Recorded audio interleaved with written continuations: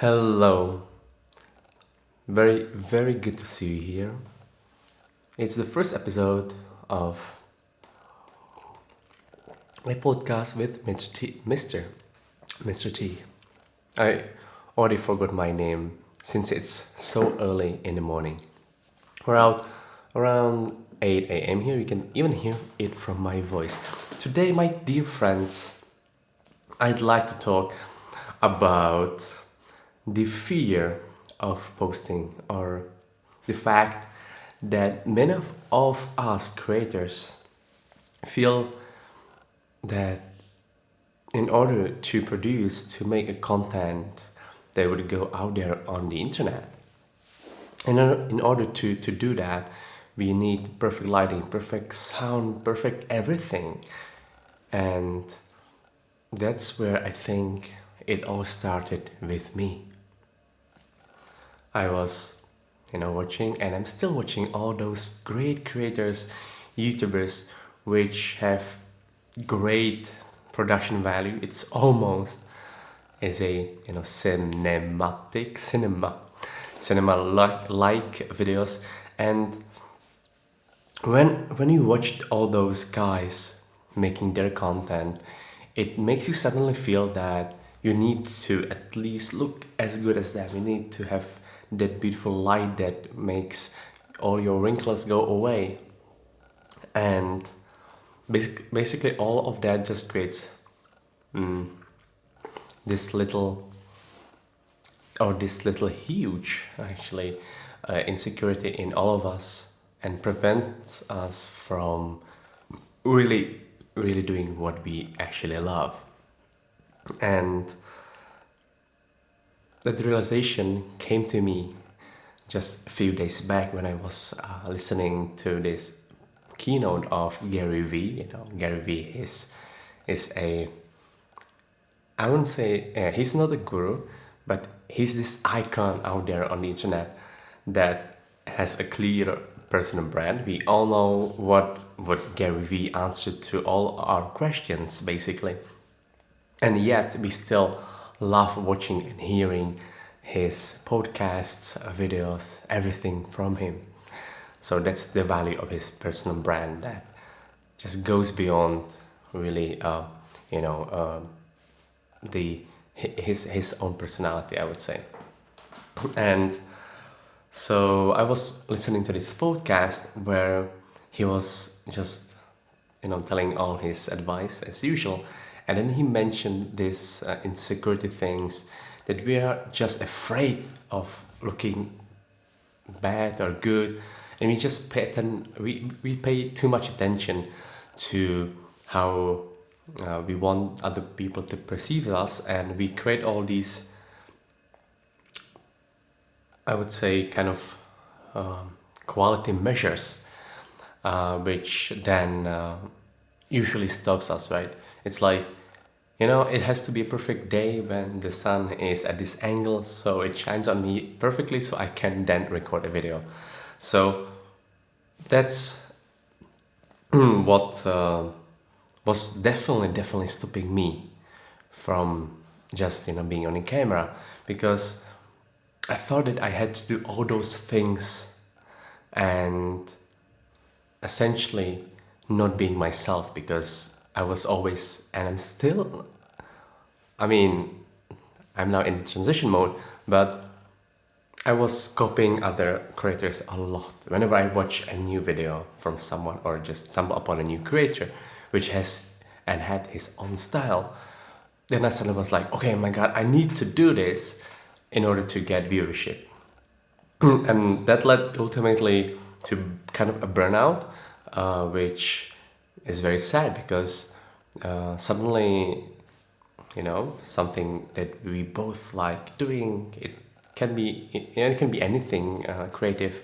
I mean, doesn't have to be necessarily connected with making a video, but maybe you like painting or drawing, and it's the same where you would see, let's say, a cool drawing that some Instagram guy, a dude or a lady did, and then suddenly you're like, oh my God, I have to now draw this style because it's popular on Instagram.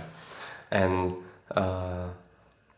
so just to get back, in that speech, he was mentioning all these insecurities and sort of our own measures of the quality. And so I thought before that I'm not afraid that I am just cool with everything, but in fact, when I went deeply inside me, I realized that I'm super insecure, and I'm super afraid, and that I'm super paying attention to the quality and a certain way that my videos had to look, which ultimately wasn't really my style, and it was really stopping me from being creative, right? So rather than being creative, I was rather focusing on that sort of technical and sort of quality aspect that I set for myself. And so that led to sort of an end of the thread. And now I found a new thread, which is actually all about the creative and creation process, which we all ultimately want to enjoy because it's our passion, right? Why would you do something that you kind of feel that you must do if it's your hobby? And that's the definition for in my opinion of the hobby or anything you love or the passion, that you kind of lost and get lost in time when you do that thing. And so that's, by the way, how you, I think, can recognize easily a passion. So, for example, in my case, when I go and play badminton, I can play for hours without even resting. And even when I am already tired, I still accept a challenge, a game, because I just love it so much and I get lost of the time. So that's how you recognize the passion, by the way.